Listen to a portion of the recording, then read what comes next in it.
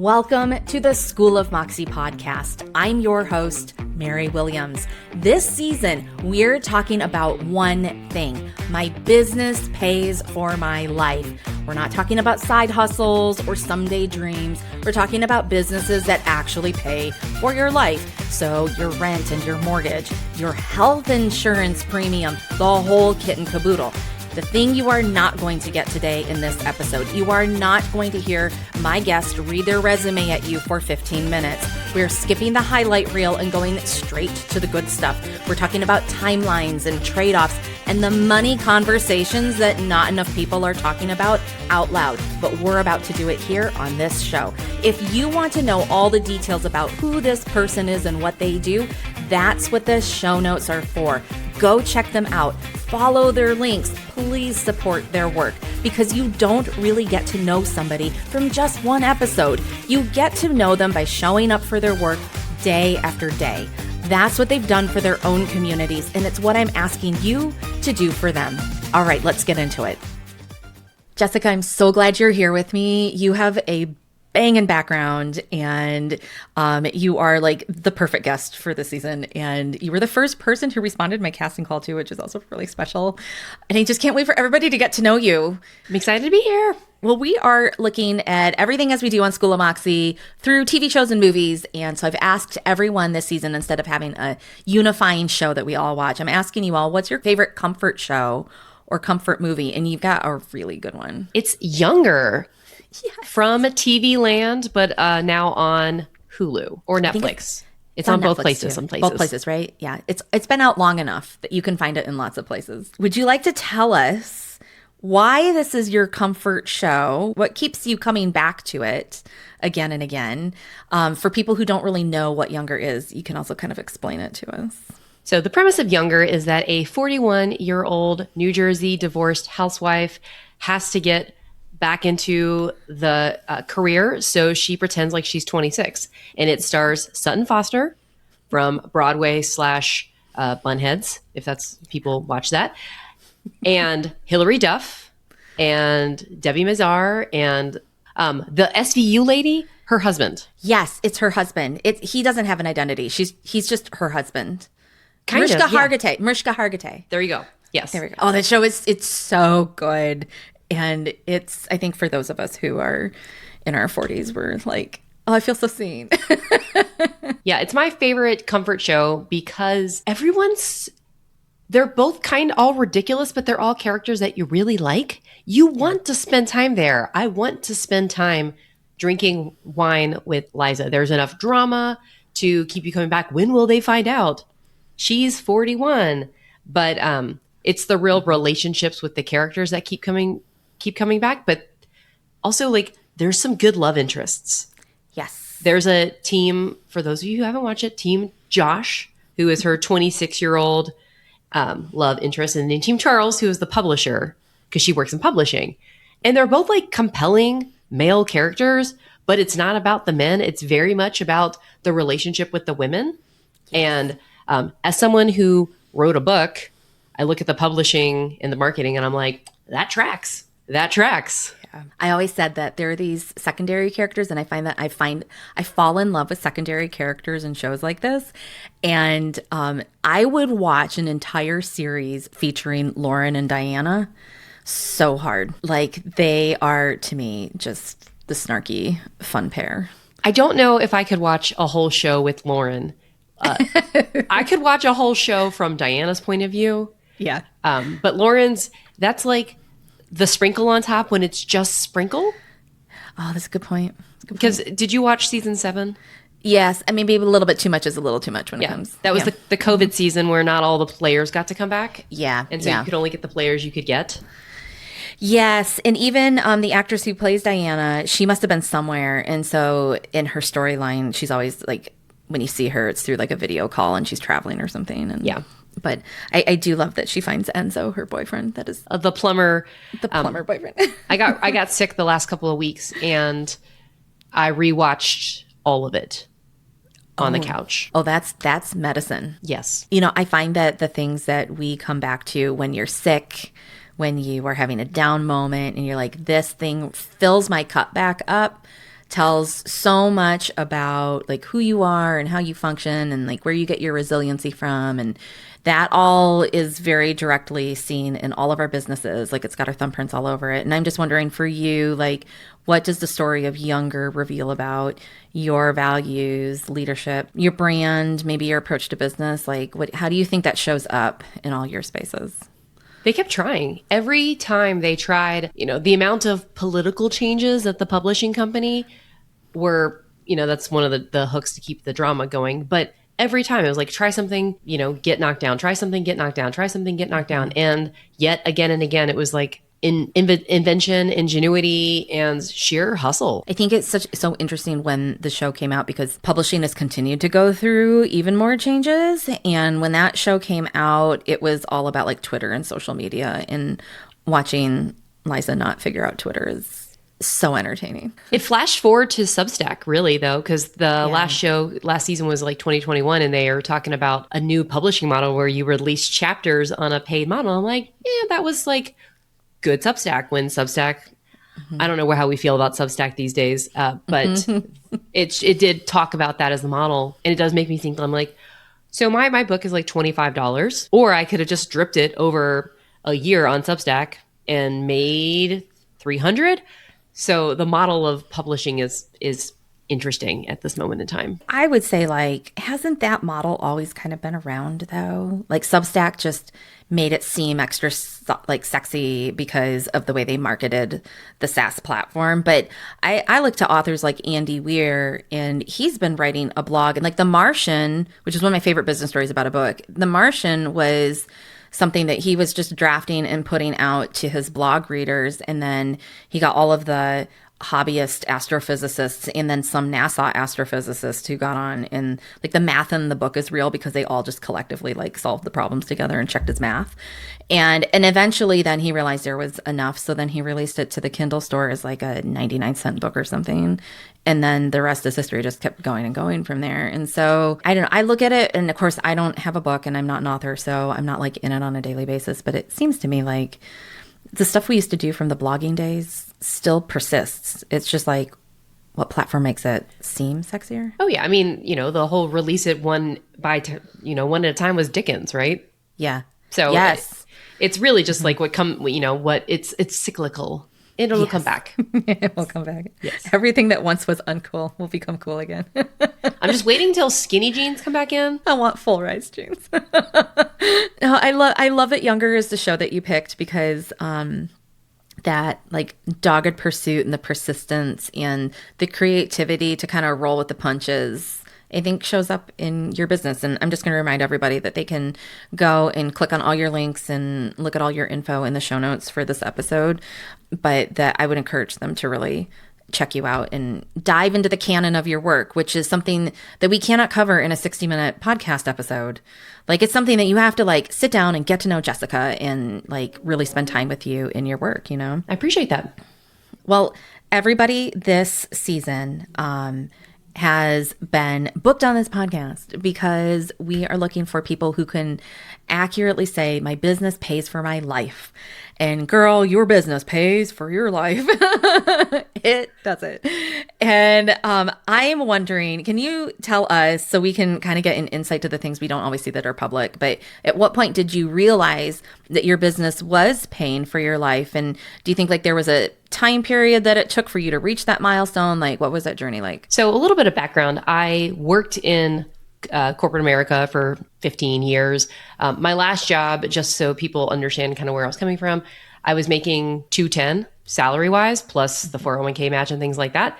And my husband was not, he's making under six figures at the time. So I was the primary, it was 50, 70, 30, the income. Yeah. We radically downsized before I quit. Like this was a planned thing, but I needed to bring in, 100K after taxes to pay my share of the bills. It took me a year and a half to make that top line and about 2 years to be sustainably paying myself at the rate I needed to pay to cover my share of the bills. And it took me, I would say 5 years with the expenses. I made the top line revenue faster, but I spent my way a little bit to Right. get there. And we'll talk about that. But it took me 5 years until if my husband were to become unemployed, I would be able to fully fund our household. That is such a powerful picture. You are one of my few people this season who has like a dual income situation, but the income that you bring in and the picture that you present is so strong. And I think it's so important for people to see that, like, when we're looking at this discussion, because a lot of people do live in dual income households, that it's not a matter of like, oh, I retired my husband or some trend like that. It's like, no, if something catastrophic were to happen, God forbid, but if it were, you would be able to keep the household running. There wouldn't be some drastic thing where like, oh no, we have to sell the house and we're going to like extremely downsize because one income isn't enough. This is not that situation for you. My husband actually, he loses his job on Tuesday. Oh, wow. We've known this was coming back in November. They announced that his division was getting eliminated. We bought a 2-bedroom townhome during COVID. But we both worked from home. We'd outgrown it. And we knew that back in November, we needed to upgrade. And there was a fluke where this house was in our townhome complex, went on the market. So we bought because we didn't know, with the market these days, when's he going to get another job? We don't know, right? We can last on we can last on my income, but there's no way that we're going to get a mortgage with my self-employment income. So we needed him to have a solid W-2, but I needed to prove that I not only was paying myself a W-2, but that my business had profit. And when they're like, oh, your business looks like it's not going to have quite as much profit this year in December, I'm like, well, I paid myself a higher salary, but they don't look at that in the underwriting. I'm like, I gave myself a $10,000 pay raise. And they're like, you made $10,000 less profit. I'm like, no. Like my owner pay is the same. But yeah, like we were preparing for he'll eventually get another job. But like is it 2 months, 6 months, a year? I don't know, but we need to be prepared for that. There's so much smart planning in that. So thank you for being willing to let people in behind the curtain, because I don't think we hear enough about this in our business world. Like we focus so much on vanity metrics and somebody's like gross launch figure, which you and I both know is not the true picture. And to like hear real business owners who are really running sustainable enterprises is, I think, just such a needed conversation that we need to do more of. So do you ever feel like you work more than some of your peers because of like the level that you function at and what you're making? Do I ever feel like that? Like, it's more like, do I ever not feel like that? For 5 years, I've been in business 5.5 years, and I work like it's a corporate job. For the first couple of years, I was doing fractional COO work. That's how my first 2 years, I was doing contract consulting in addition to business consulting. Then I moved into high touch fractional COO work, which is pretty demanding. But I knew I didn't want to be building this. I didn't want to do high touch fractional COO forever because I have many reasons for that. But I was tired of being the engine behind someone else's business. But then you get into the high services trap where you are making a lot of income from your services business, which means you don't have time, which means that you need to pay time or money to build up your leveraged arm, the content engine, the courses, so like when I was doing fractional COO work, I had 400 people on my mailing list and I was making, $200,000. In order to not do that kind of work, I needed to build an audience. I needed to build a body of work. I needed to build, visibility and distribution, and I needed to build assets, and I wanted to write my book. And so I was basically running 2 businesses at the same time. Now they fed off each other, and I was able to put them basically for 4 years, the leveraged arm of my business. So, courses, cohorts, membership, it basically didn't make any money because I was spending all the money that I was making revenue wise on a team to help me run it, on podcast guest hosting, pitching, on an illustrator for my YouTube illustrations, an editor. I spent all the money because I didn't have the time to run both businesses simultaneously. So I took the money that I was making and used it to basically help support the leveraged creator side of my business. That, I think, is a reality picture when people talk about like reinvesting into their business. I mean, this is an accurate picture of what that looks like. It's not just for lack of a better term, bullshit spend. Like no. There's real strategy behind it. And I think that's really important. How long did that take you to straddle it that way? I was straddling it for 4 years. Oh, that's significant. I mean, it wasn't completely part of it was like, oh, I'm going to write my newsletter every week, right? But you're writing a newsletter every week. I taught a free class with a brand new teaching for 4 years. So almost 40 classes. I did 50 podcast guest interviews. I did 50 guest teaching spots at the same time I was running my services business in order to grow the audience I needed. Cause I'm terrible at the short form content game. I never figured it out. Yeah. And so I built both of those for roughly, I would say with the crux of that was about 3 years. Wow, that is such a great reality picture. Also, I mean, me having been doing content for so long, I'm like, that's a pretty tight timeline too. But yeah. It's such a, I wrote a book in that time front line. I created a YouTube channel. I have a podcast with my colleague Meg. Yeah. I have never missed a weekly newsletter since 2021. Yeah. Every Sunday, 10 a.m. Eastern, that thing goes out.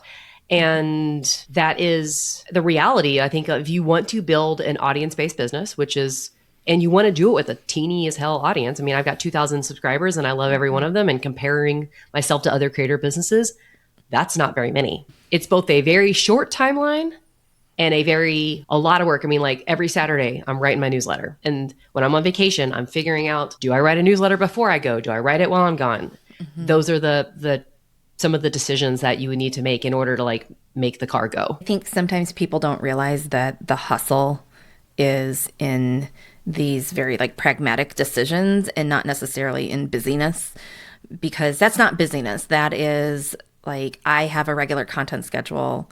It has to get done. There is a workflow for this, and I just have to decide, does it come sooner or later? I love that you're describing it in such a non-frenzied way, because sometimes I hear people talk about pumping out their newsletter copy and they're like, oh my God, I have to get it out every week. And I think, when you've published it that many times in a row, as some of us have, you recognize it. You come up with a system and it just becomes baked into your life and your work, and it's regularly occurring. Exactly. But also not a small feat. No, not a small feat. I would say the last 18 months, there have been a series of interlocking external deadlines that just kept me on pace. I wanted to publish the book in October of 2025, which meant starting in December of 2024, I needed to rebrand, which needed to copy, rebrand, new website, finish the book, get the book website up and running, edit the book I had a custom publisher, edit the book, finish, set up the site, get the promotion, do all that. And then when I got a bunch of new people in to my world, then it was overhaul my membership onboarding. And basically it's been 18 months of an interlocking, there's no room for error, because I picked a timeline, I picked a date, and it's go time, and hired a lot of help.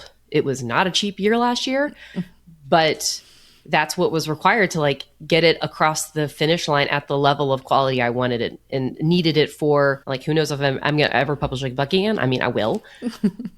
But that was what was required. There was very little wiggle room in the schedule, and the wiggle room that we had ended up costing money sometimes. I think, first of all, it makes so much sense why Younger is your show, because it's not just the publishing, the apples publishing kind of thing, but Eliza learns to do multiple things at the same time. She walks back into the workforce and everything's moving at a faster pace because it was Twitter days. RIP Twitter, OG Twitter. and she everything's happening. It feels to her like everything's happening at the same time. It moves really fast. And I think a lot of our entrepreneurs today that, we work alongside or sell to or who look up to us, they are feeling that very, very much right now. And I don't think that feeling ever not exists. But I'm wondering if you have any advice for them. I mean, maybe they just need to watch Younger and binge it and get some inspiration, but maybe also you might have some words of wisdom when it comes to have the reality of having to do more than one thing at the same time and really make that larger picture roll down the road and get to the finish line. Because I think a lot of creators, they stall out because you do have to do more than one thing at the same time. And sometimes we don't want to, or it's just really hard. And what would you advise to them? Find a partner with finishing energy. A lot of people have a lot of activation energy, and I love you all for it.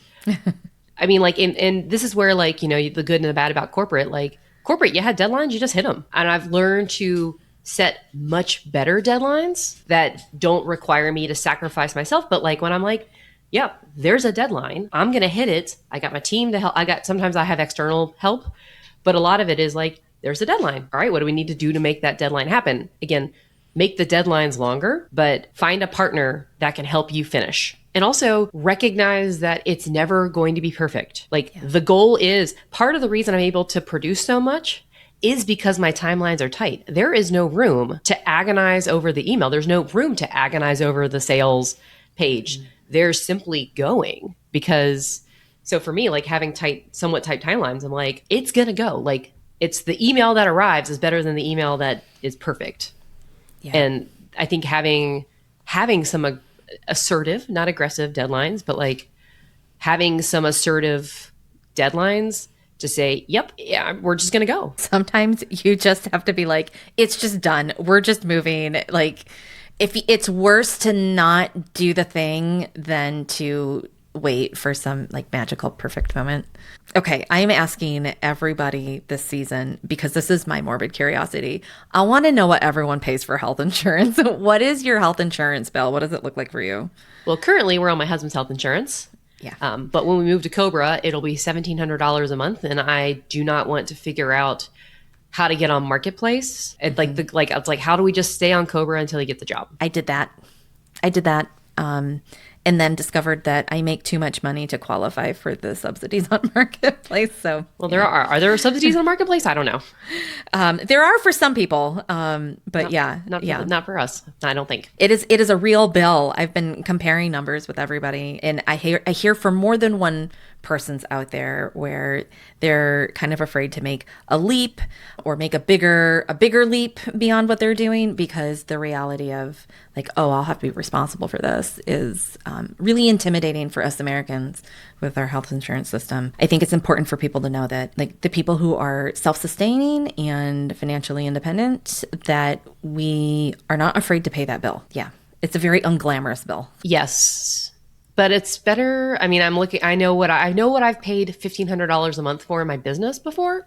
Yes. There's been many $1,500 a month charges. I'm not afraid to move that money from hiring someone to pitch me on podcasts to paying for my health insurance. I love that you said that, because smart reallocation of funds has come up more than once as well. So thank you for demonstrating that. Do you have a bill, since we're on bills, do you have a bill that you're weirdly proud to pay? I don't have a recurring bill I'm weirdly proud to pay, but I have a one-time bill that I like paying my copywriter. I'm really proud to pay my copywriter, who is amazing.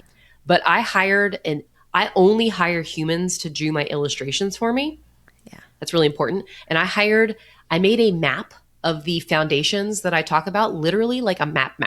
And I hired an illustrated map designer from England, who I found on Google, by the way. But I've hired an illustrator for my book and my all of my presentations from Australia, who I know from a different community. And I'm really proud to pay those bills. That is a cool bill. I also think it's really fascinating because you and Meg co-host a podcast, which you've had me on, called Aggressively Human. We talked all about AI. And so like none of us are afraid of AI, but I love that you're putting your money where your mouth is, and like you're investing in human capital for something that is unique IP and like so much more valuable in the long run. Like what a great place to spend the money early to be able to, interestingly, probably grow more easily later down the line. Oh, yeah. Do you feel like you've given up anything in order to build a business that fully supports your life? So every Saturday, I will say I don't have children. I think I did not have children to build my business. I came into business later in life when my husband and I got married really late. I didn't have kids, but I have given up like every Saturday when my husband goes for his run, because he trains for marathons, I write my newsletter. And most Saturday afternoon, instead of like reading romance novels, I'm working on my book. I'm making a presentation. Like you're catching me at like a very weird time where I'm not working on this Saturday and I might not work on this Sunday. And that's rare. Like for the last July 4th weekend, I remember this for like a weird reason, but I was working on website copy because I had to get it to my web designer. And I was still transitioning off of my fractional COO gig. I hired my backfill and I was working. It was fun work. Yeah. Like who doesn't love editing web copy? But I was researching and I was writing and I was in the coffee shop. And, for a while there, I don't want to give up health for that. Like, I don't want, like, I need to go to the gym and like my business is not an excuse to not go for the gym. But like what most people have as downtime, I was working. I find that there is this common thread trait between all of us as I record all these conversations. And it's not the unhealthy kind of hustle that we hear talked about. It is this like absolute love for what you do, that when other people are taking it easier or taking time off, or it could be like the standard holiday or, bank holidays that people are like, woohoo, we're going to go take off. We're not doing that. And I wonder like if you have any perspective. I know people are very split on this, but there's a trend. There are lots of trends in business, but one of them is like, I don't work on Fridays or quitting early or something. And like, I personally don't pay attention to those. I don't really care because I don't feel like I need to run away from my business because I love it. But I'm wondering, like, what's your feeling on that? Like, do you think people need to have regular break times, or are you the kind of person who's like, no, I'll just keep going? Well, I need to turn off. And I would say that like, with corporate, like I felt the pressure all the time to respond to people during not my best times. But if someone voxes me at like 6:00 at night and I'm walking my dog, I'm going to answer the vox. So I don't love hard and fast rules about my availability, but I know when I like don't want to work. I don't want to work on Monday mornings. I don't want to work any mornings. I like working on Fridays. You know why I don't like working on Fridays? Because other people are not working on Fridays and I can get stuff done. Some people are like, no, you need to end your workday at 6 or 5 or whenever you end your workday. And I'm like, if I'm walking my dog and you Voxer me at 7 when I'm walking my dog, you're there, I'm there. I might as well respond and answer. So I feel like, we have to set our own rules about accessibility and we have to set our own rules about boundaries in our business. But if I'm working and you send me an email and I might as well respond to it now, I'm going to do that. And so I take my downtime and I'm taking a way more time away from my business now that I'm like past a lot of these like really intense deadlines, but I don't subscribe to like hard and fast rules about my availability and accessibility. I'm like, I know when I don't want to respond to emails. I know when I do want to respond to emails. And I tell people, my hours are not your hours, but I know that my hours are my hours. And I'm like, you're not going to get a response from me at 8 a.m. Hard pass on the mornings. Do you find that anything is easier now, though, that your business is capable of paying for your life? So now that my business is capable for my life, the easier thing is that I can spend money on things without having to think so hard about it. The bad news is I can spend money on things without having to think so hard about it. Like I don't like when someone's like, I bought someone's like a $97 thing because I'm like, what is this? And I'm like, oh, okay. I knew what they were going to sell me. I got it. It validated. It's $97. That sounds like very egotistical to say that I can just drop $97 because I know that's a really big expense. I would say that now that my business pays for my life, I have to be really, really careful about what expensive things I spend money on, not because they're bad programs or bad investments, but if I'm not prepared to utilize them, I feel bad. And if they are not a fit for what my business needs next, I really regret the purchase because a lot of times right purchase, wrong time. Yeah. But also now that my business pays for my life, because of how I set up my business, I don't have to charge absurd prices for things or prices that I find to be absurd. By the time this goes live, my membership is $50 a month. Oh, that's nice. And for the rigor that's there's a weekly sales call where we do sales outreach together. There's a weekly planning call. There's like 3 Q&As a month, plus a whole curriculum for $50 a month. I do that because my business makes enough money where I can keep my prices like on the scale of like, it works for you, it works for me. I can put my prices to be on the more accessible side because that's a value that's really important to me. I've had the same feeling too. I had somebody who's like a very high ticket coach that I got to know earlier in the year who asked me like, Mary, why are you only charging $197 a month for your, creator membership in the studio? And I was like, because there needs to be an accessible option to the marketplace. And then I was also like, well, dude, kind of read the room right now. Like the world is a little crunchy. Would I like to just off the bat put it at like the target monthly rate that eventually it will move into? Sure. But I'm like, but that's not what people are able to do right now or primed to do. And I feel like those of us who are able to be more flexible, like I think it's better for the market when we make everything more accessible. And like I don't need to gouge everybody. Like the money will flow. The money's already flowing. So I love that your membership is only $50. I think what a steal. It's amazing. For 2 years, it was $30 a month because it started out being something different and it morphed into something else. And I've been fixing it behind the scenes to make it like really a great experience. And now that it is, I'm like, yep, we're going to raise the price. But also, yeah, it becomes easier to do that because I've now built a ballast of like solid one-on-one clients. My cohort program is reasonably priced. Like that's like kind of like the dharma that I think I'm in this world for is accessible business building education because it wasn't available when I started. Yeah. Oh, I relate to that. I relate to that art. Speaking of expenses, is there ever been a business expense that nobody warned you about? It's really, really hard to break into new networks without paying for them every once in a while. Memberships, communities, they're gated and private for a reason.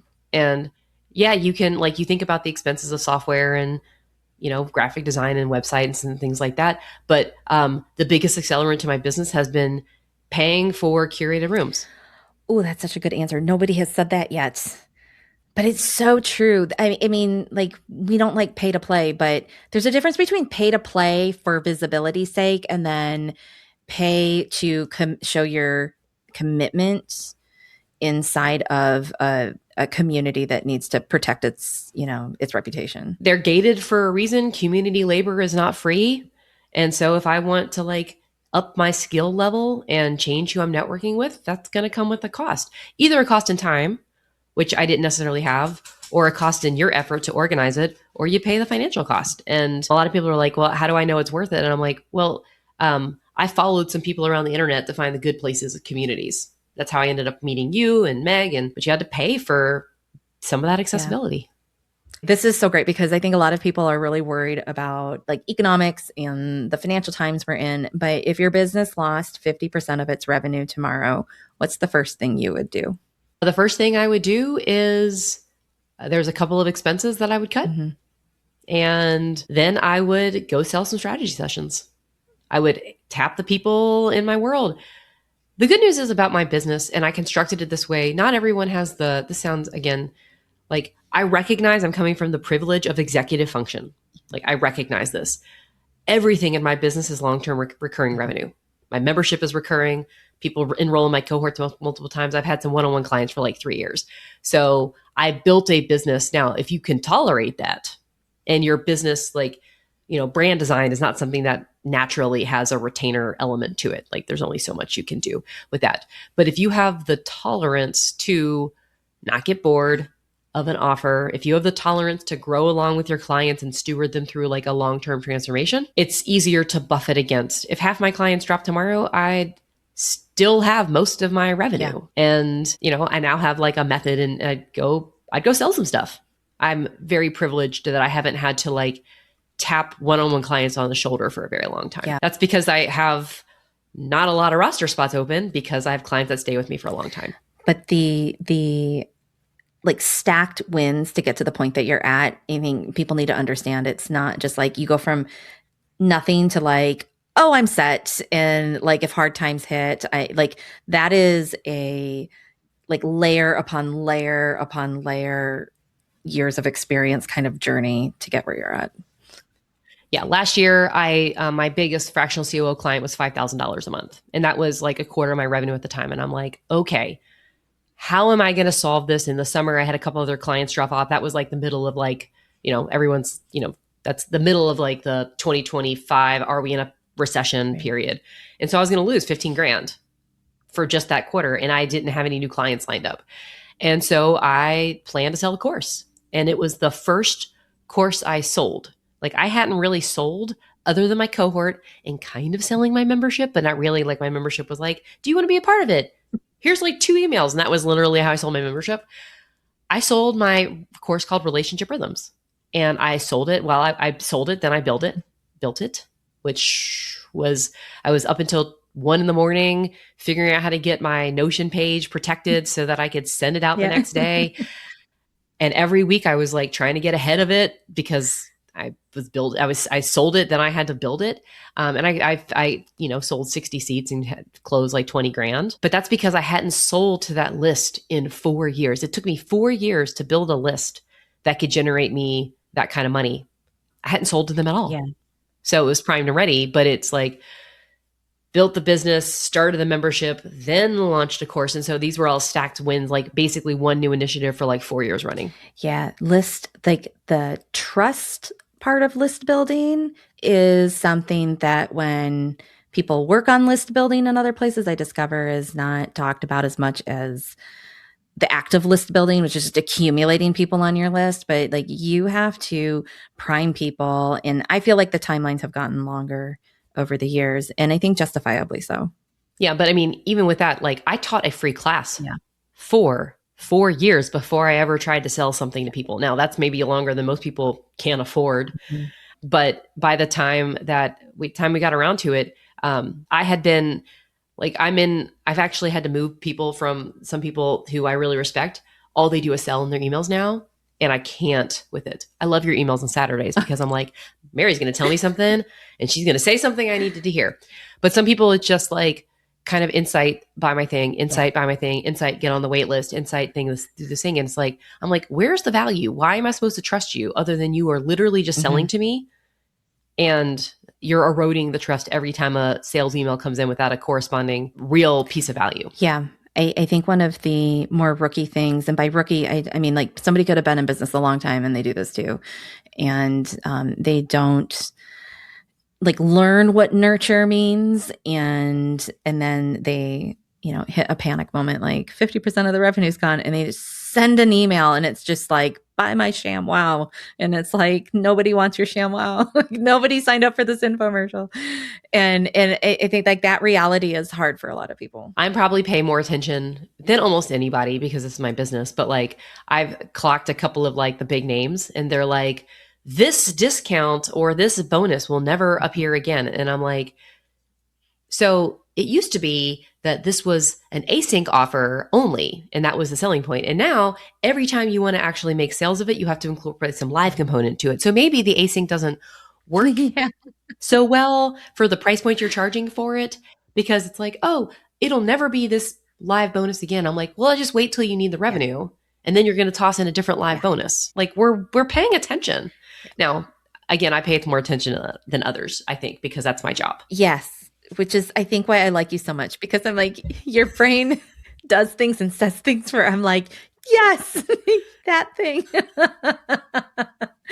Since we're on this thread of entrepreneurs learning hard truths, like, do you think that many entrepreneurs misunderstand, like, what do you think that they misunderstand about becoming fully self-supporting through their business? Because I know that there are people where this is a goal and they've been trying to crack this nut for a long time and they feel like they can't do it. And so that's why I invited all of you on this season, because I really wanted us to speak to them. So I have three truths.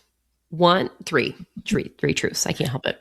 One, picking the market has a very, very important implication on how quickly it's going to be able for you to make it self-sustaining. If you sell one-on-one tarot packages, it's going to take longer than if you sell, fractional. Like I could, with a couple of conversations, close 15 grand of recurring monthly revenue by doing fractional COO work. Like I could sustain my life by having 3 connections in my second year of business, and I could have ridden that for like 2 or 3 years. And so I think like one, like doesn't mean you can't do it. It does mean like really look at what people's business models are and who they choose to serve. Some markets are easier than others. Some services are easier than others. So when someone's like, here's how I, scaled my business to 7 figures. And I'm like, you sell accounting and tax. Literally, that's easy to delegate. Not easy, totally easy, but it's easier because it's standardized. It's recurring and it's monthly. Like it's not one-time services. So like one, just recognize it is easier in some business models than other. 2, I think we underestimate wildly the level of proactive relationship building activity that's required. Like in my programs, I'm like, maintenance is 5 outreaches a week. Maintenance is 1 conversation a week. Maintenance is getting in front of 1 new audience every month. That's maintenance. That's baseline.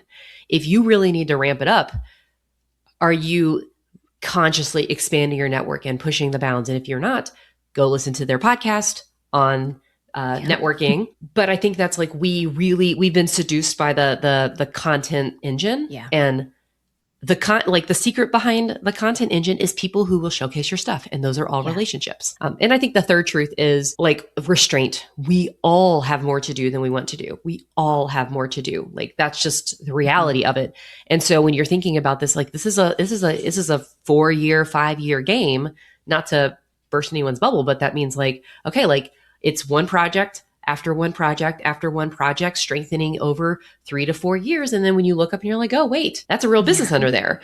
You don't see it, but a lot of people are like, I want the business now. And I'm like, why don't we do one project at a time, one step at a time? It doesn't look like it, but then when the ball of momentum starts, you can't stop it. Yeah, that's such good advice and so succinct. Well, I've been asking everybody to finish out their episode this season by doing a little Mad Libs game. So we're going to fill in the end of the sentence. The sentence is, my business pays for my life. And that means fill in the blank. My business pays for my life. And that means I have a responsibility to steward my business. That means doing the work to keep it healthy when I don't want to. It means tending to it. It means doing my books. It means showing up for it when I don't feel like it. It means putting things on the not now list that I want to do. Like this is a responsibility for me, but it means I have the ability to really invest in my relationships, invest in my friends, invest in my husband, invest in my local community, invest in my dog, invest in myself. But that investment comes with a responsibility. Oh, that's such a beautiful answer. Oh my gosh. You're such a powerhouse. I'm so glad that we know each other now. And I'm so glad that you came on this season. It's so special. I'm going to encourage everybody to go to the show notes. You've given me all your information, so I've put it all in there.